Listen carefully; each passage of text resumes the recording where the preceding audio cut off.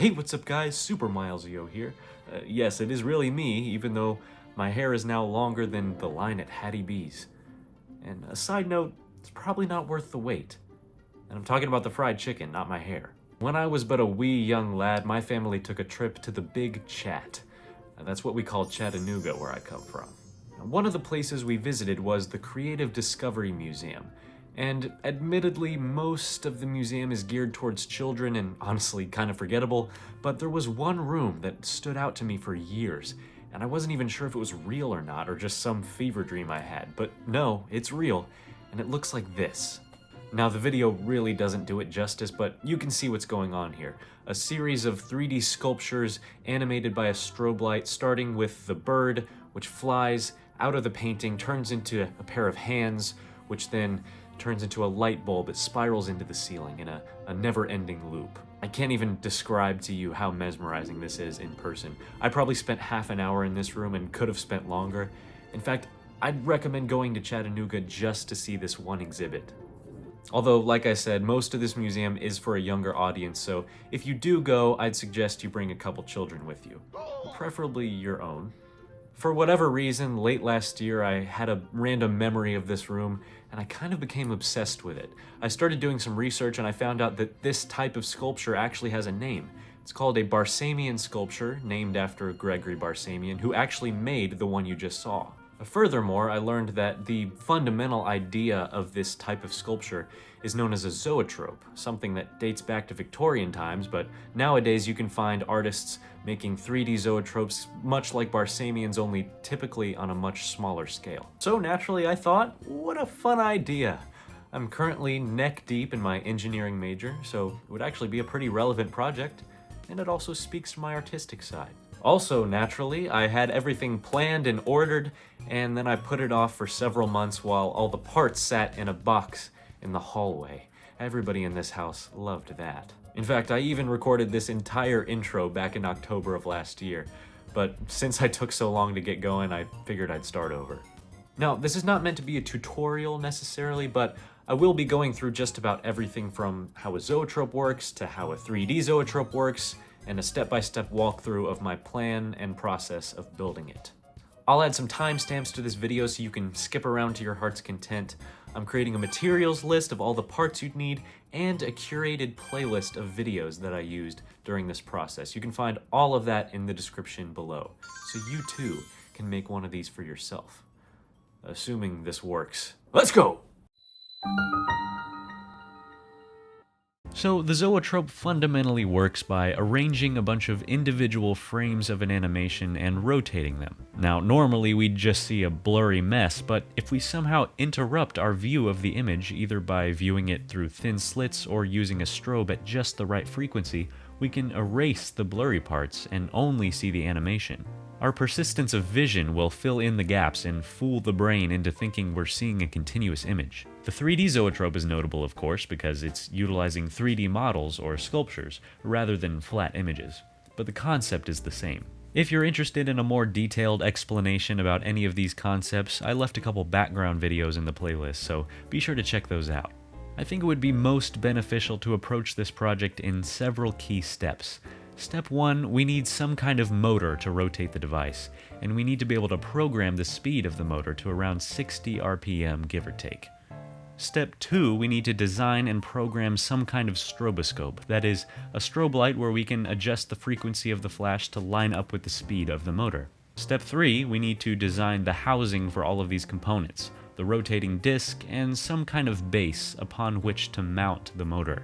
And of course, step 4, we need to design and make our actual animations and figure out how to attach them to the disc. And ideally, we'd be able to switch easily from one animation to another.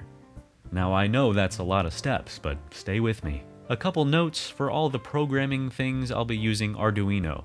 I started with an Arduino Uno for testing, but I ended up going with a Nano for a more compact design. And because I broke my Uno by putting too much current through it. Alright, let's start with the motor.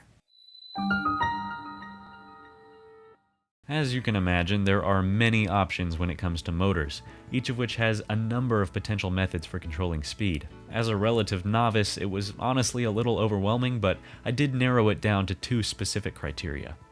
I needed a relatively low but consistent RPM, and I needed something with enough torque or spinning power to support the weight of the disc and the animation on top. With all of this in mind, I landed on the stepper motor. As the name suggests, the stepper motor rotates in small increments, or steps, by using a magnetic field. They work really well at lower RPMs and they're able to stop and start with a very high precision, and they also have more than enough torque for what we're doing. Fortunately for us, getting a motor to spin in a circle continuously is one of the easiest things to do, but being able to precisely control the speed will still involve a bit of circuitry and programming. I'll be briefly going over the circuit and code, but for a more detailed explanation, check out this video by How to Mechatronics. I'll be using the method outlined at about 15 minutes into the video, controlling the speed of a stepper motor using a potentiometer and an Arduino. I constructed the circuit shown here, which includes this stepper motor driver and of course the potentiometer. As I said, I started with an Arduino Uno off to the side, but I eventually switched to using Nanos. Same circuit, just rearranged a little so the Arduino could fit on the breadboard itself. Now, using the code shown here, the Arduino will be continuously reading the value on the potentiometer, which will in turn control the speed of the motor shaft. This configuration actually provides the perfect range of speeds for what we'll be doing. You can see here that by turning this knob, the speed of the motor will change accordingly and stay that way. Now that we've gotten the motor sorted out, let's move on to the strobe light. Okay, well, actually there were a couple complications with the strobes. You see, my parts got delayed in the mail, and when they finally arrived, I realized they required soldering to connect, something I've never done, so I had to go figure that out. But in the meantime, I wasn't just gonna sit around and wait, so I thought I'd get to work on the base and platform using 3D modeling software. The design I have in mind is fairly simple. In fact, it mostly consists of circles and squares, which is great for us. My software of choice is Inventor.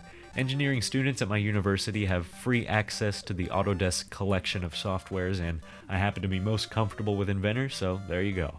But never fear, I'll make these parts available for you to download as 3D printable files in case you're not comfortable with 3D modeling.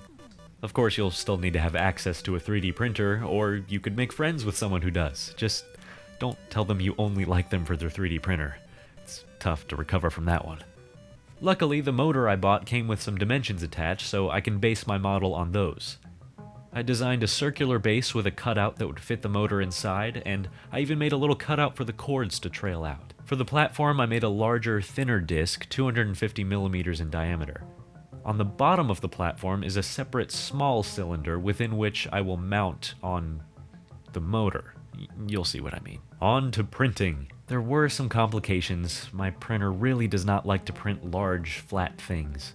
The corners kept peeling off of the bed towards the very end of an 8-hour print. So I decided to try to print the bigger parts upright, and that seemed to work much better. For comparison, here's a piece of the platform that I printed flat on the bed, and here's one that I printed upright. There was still some minor warping, but overall much cleaner. I had to print the base in 2 pieces, the platform in 4 pieces, and the hub was printed all on its own. I'm so proud of it. Now let us assemble our Avengers. And by Avengers, I mean this.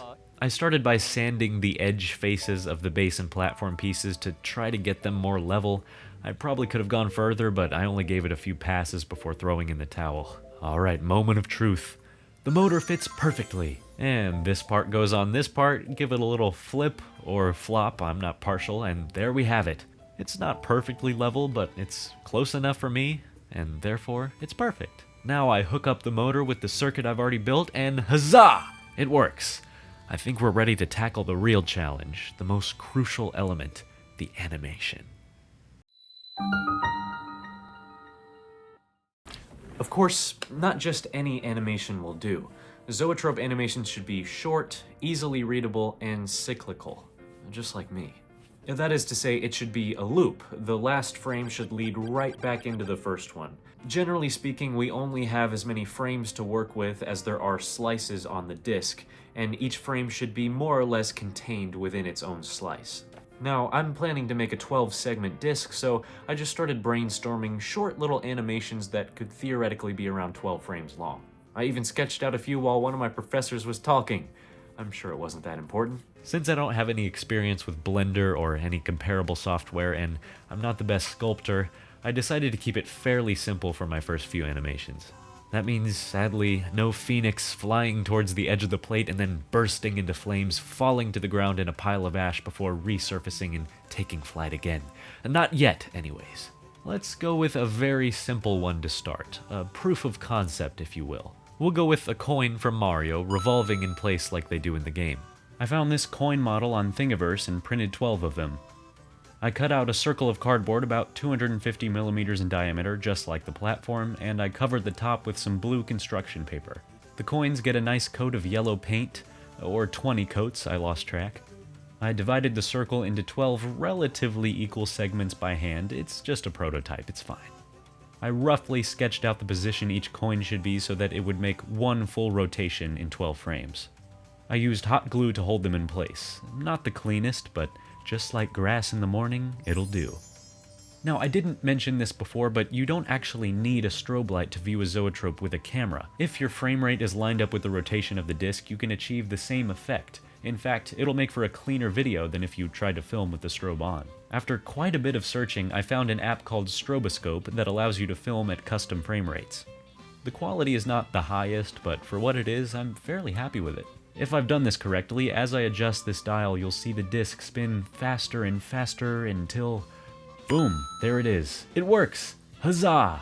With this app, I found it easiest to choose a specific frame rate first, in this case 14 FPS, and then adjust the dial until the animation falls into place. The sweet spot is right where each coin appears to rotate in place without shifting. Well, at any rate, the prototype was a success. Let's celebrate with a cold one. It was at this point that the rest of my components came in the mail. Now, I won't spend too much time talking about how I made the stroboscope because I actually used the exact same method as this video that I found from Playful Technology. This video does an excellent job at explaining the code and the circuit itself, so go check that out, why don't you? Here is the exact code and circuit diagram that I used, and for the light itself I'm using these cheap LED panels that I found on AliExpress. And testing this out with the animation, it works! Again, this doesn't translate very well on camera, but it looks super crisp in person. I mean, this is the true allure of a 3D zoetrope, being able to see it right in front of your eyes. It truly looks like a continuous, fluid animation. For the rest of this video, I'll just be using the Stroboscope app to demonstrate the animations. And with that, let's get to work. Now the real fun begins. I've got 3 solid ideas from my original drafts that I'd like to explore. The first is sort of a whack-a-mole game, but instead of a mole, it's my lovely 3-legged tuxedo cat, Anakin. The second is a ping-pong match between 2 stickmen, and the last is some sort of animation involving fruits transforming into other fruits, a la the recent phenomenon Suika game. Now, first off, I decided that these construction paper circles just won't do. I harnessed my stagnant Photoshop prowess to create some custom backgrounds. I downloaded some textures from Google Images, cut out an appropriate section, and drew a series of equidistant black lines to divide this half circle into 6 segments, for a total of 12. I'm only doing a half circle so I can print it out in 2 pieces and attach them later on. I made this grassy background with strategically placed holes for the whack-a-mole one, a sporty type background for the ping pong, and an orange starry background for the fruit one. I also made a checkered tablecloth type background and a cake sort of thing. I'm not really sure what those will be for yet, but I just had a feeling. And rather than printing these out myself, I hit up my local Walgreens and had them print off some higher quality copies for me. In the meantime, let's figure out these animations. For the most part, I'll be grabbing some 3D models on Thingiverse and combining them in various ways to create these animations. And keep in mind, these will all be 12-frame animations. So for the Whack-A-Cat one, we'll need 12 cat heads and 12 hammers. For the ping pong one, we'll need 12 ping pong tables, 12 balls, 24 stickmen, and 24 paddles. I actually decided to hand sculpt the pieces for the fruit animation. I wanted it to be more fluid and dynamic, and fruits are simple enough for me to get away with sculpting. We'll get to that one later. Printing was straightforward enough. I printed most of them in larger batches so I could set and forget. The stickmen were a pain in the... I wanted to be able to pose them for each frame, so I chose this fully articulated stickman design which printed in these tiny little pieces. and some of them messed up and wouldn't fit together properly, so I had to make more. You get the idea. Other than that, everything was smooth as Josh Turner's voice. For each animation, I drew out a rudimentary sketch of each frame and even made some test stop-motion videos to see if it looked right. For the stickmen, I actually recorded myself going through the motion of a very exaggerated ping-pong volley and used that as a reference for each frame. Here's what that ended up looking like. I repeated that for all 24 stickmen, and then took a nap. Now, the Suika Game fruit animation, there's something else unique about that one. There is a way to fit more than 12 frames of an animation into 12 segments. Impossible, I know, but it's actually not. The gist is that you can have multiple parts of the animation happening at once in different places on each piece. This technique is called animation multiplexing. I'm not sure I can describe it properly, but there are plenty of YouTube videos that explain this technique very well if you're interested. Anyway, since there are 11 different fruits in Suika Game, I wanted to have more than 12 frames to work with. My idea is to start with a cherry in the center of the disc that slowly moves towards the edge while getting bigger and bigger and transitioning into each subsequent fruit as it moves before falling into the hole as a watermelon.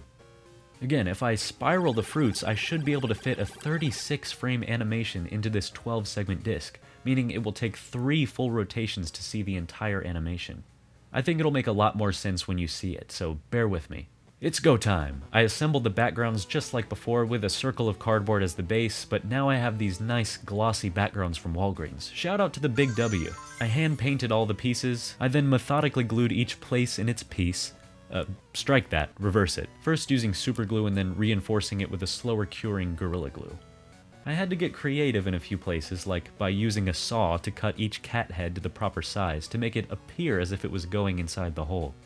Or by using metal pins cut to appropriate lengths to support the hammers. Or by using pins for the ping pong balls, with the head of the pin being the ball itself.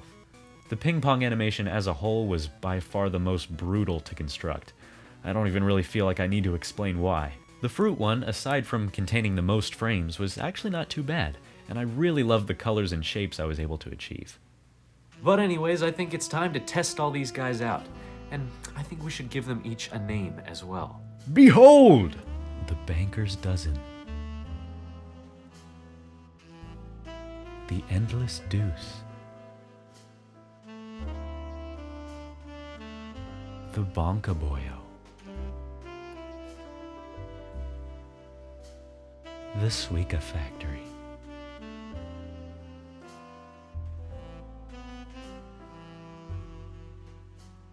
I'm really curious to hear which of these resonates with you guys the most. I gotta say, I think the ping pong one might be my least favorite.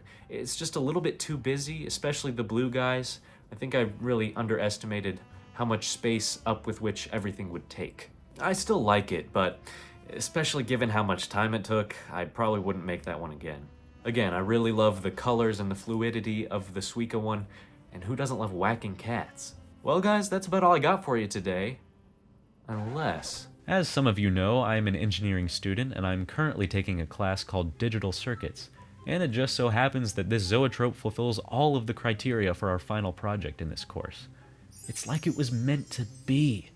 Now, in fairness, there was still quite a bit more to do. My project partner Malachi and I decided that we would create an entirely new animation for the project, and we still had to make a project report and a poster, both of which I will pass on to you, check the description below, and we also decided to take the circuits we had on the breadboards and permanently solder them onto a proto board.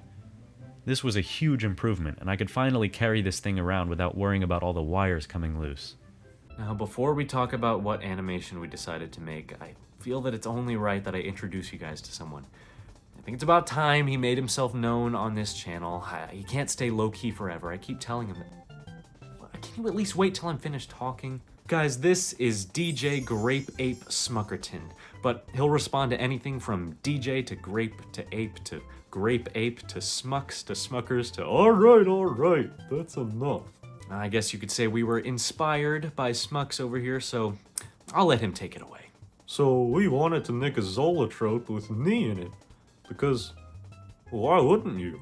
Now you see, it's gonna have me poking my head up and down out of a jar of grape jelly, which I would definitely do if I could find a big enough jar. And there's also gonna be a bunch of grapes around there too. I'm tired of talking. Alright, so for this one we'll need 12 jars, 12 lids, 12 heads, and 36 grapes. Actually, I take that back. Here's the sketch. As you can see, in 2 of the frames, he's completely inside the jar and out of sight. So we'll only need 10 heads. Oh, what a relief. I went ahead and printed out some precious little labels for the jars, and I actually think the checkered background I already made would work perfect for this. Told you I had a feeling. Malachi designed us some awesome 3D models and we printed them out. Painting and assembling goes just like it did before, except I tried one additional thing. I wanted some extra texture on the puppet heads, so I'm gonna need some purple fur.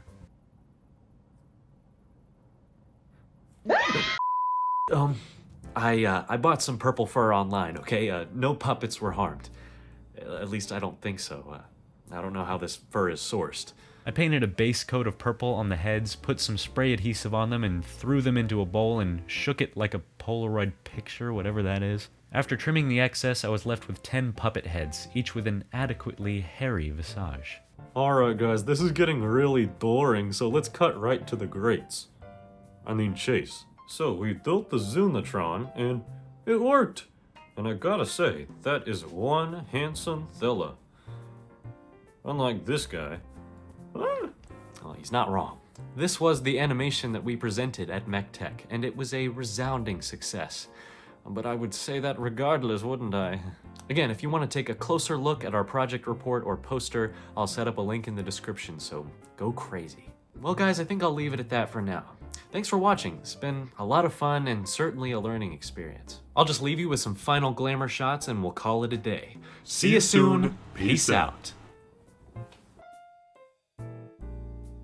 A special thanks goes to Ansarum, Dark Prink, Octobepis, LY13, and SLSIII for their amazing 3D designs on Thingiverse. Be sure to check those out.